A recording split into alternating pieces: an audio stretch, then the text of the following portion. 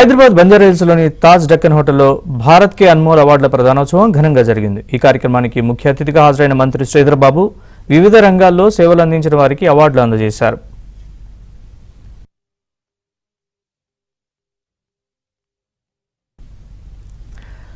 ఈ ప్రదానోత్సవంలో Phoenix group వ్యవస్థాపక చైర్మన్ సురేష్ చుక్కపల్లి, పద్మశ్రీ అవార్డు గ్రహీత Edlapalli Venkateswararao, miss Asia international, miss planet India Rashmika కపూర్లు పాల్గొని అవార్డులు అందజేశారు.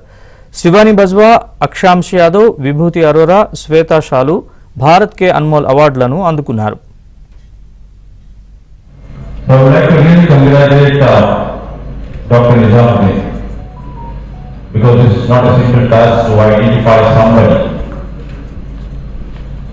From each and every corner of this state, and who have done a great work in their own spheres of their profession.